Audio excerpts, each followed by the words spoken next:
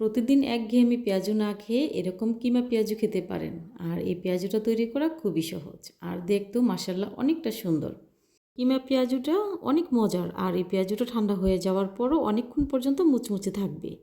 তো কিমা পেঁয়াজু তৈরি করার জন্য প্রথমে এখানে নিয়েছি হাড় ছাড়া মুরগির মাংস আর মাংসটাকে কেটে নিচ্ছি।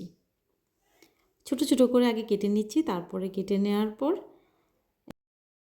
আর কিমাটা আমি কিভাবে তৈরি করে নেব আপনাদের দেখেই বুঝে নিতে হবে। তো আপনাদের ক্ষেত্রে যদি এরকম করে কিমা তৈরি করতে কষ্ট হয় সেক্ষেত্রে আপনারা ব্লেন্ড করেও নিতে পারেন বা পাটায় পিষে নিতেও পারেন।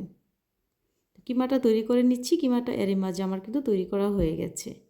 তো কিমাটা তৈরি হয়ে যাওয়ার পর এখানে আমি নিয়ে নেব 1 কাপ পরিমাণে পেঁয়াজ কুচি।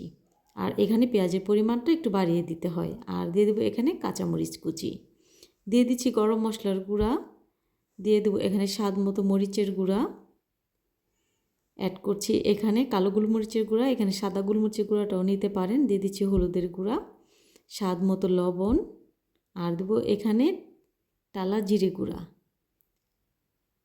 সুন্দর একটি ফ্লেভারের জন্য দিয়ে দিচ্ছি এখানে লেবুর রস, আর দিয়ে দেবো এখানে আদা রসুন বাটা। তারপর এখানে অ্যাড করছি 3 টেবিল চামচ পরিমাণ আতপ চালের গুঁড়া, আর দিয়ে দেবো এখানে 3 টেবিল চামচ পরিমাণ বেসন। দিয়ে সবগুলো উপকরণ একটু মাখিয়ে নিতে হবে। পেঁয়াজটা আগে মাখিয়ে নিচ্ছি। পেঁয়াজটা যখন একটু নরম হয়ে যাবে ওই পর্যায়ে কিমার সাথে মাংসটাও খুব ভালো করে মাখিয়ে নিতে হবে। মাখানোর সময় যদি আপনার কাছে মনে হয় যে অনেকটা ড্রাই হয়ে গেছে সেক্ষেত্রে এখানে একটু পানি অ্যাড করতে পারেন। তো আমার কাছে পানি এখানে অ্যাড করার কোনো প্রয়োজন নেই, এমনিতেই মাখিয়ে নেওয়া হয়ে গেছে। তো খুব ভালো করে মাখিয়ে নিয়েছি, আর মাখিয়ে নেওয়ার পর কিন্তু পেঁয়াজটাও অনেকটা নরম হয়ে গেছে। আপনাদের পছন্দ মতো শেফে এই পেঁয়াজুটা তৈরি করতে পারেন, তবে আমি ছোট ছোট করে এই পেঁয়াজুটা তৈরি করে নেব। চুলায় একটি প্যান বসিয়ে দিয়েছি, আর প্যানটা যখন গরম হয়ে গেছে ওই পর্যায়ে এখানে অ্যাড করেছিলাম রেগুলার রান্নার তেল। আর তেলটা গরম হয়ে গেলে এক এক করে এখানে পেঁয়াজগুলো দিয়ে দেব। ছোট ছোট করে পেঁয়াজুটা তৈরি করছি, দেখতেও সুন্দর লাগবে আর খেতেও অনেকটা ভালো লাগবে। আর এই পেঁয়াজুটা কিন্তু ঠান্ডা হয়ে যাওয়ার পরও অনেকক্ষণ পর্যন্ত মুচমুচে থাকবে। আর একটু ঝাল ঝাল করে আমি তৈরি করেছি। আপনাদের বাসায় যদি ছোটো বাচ্চা থাকে সেক্ষেত্রে জালের পরিমাণটা একটু কমিয়ে দিতে পারেন। তো রেসিপি ভালো লাগলে শেয়ার করার অনুরোধ রইল। এভাবে করে পেঁয়াজও তৈরি করে খেতে পারেন ইফতারে।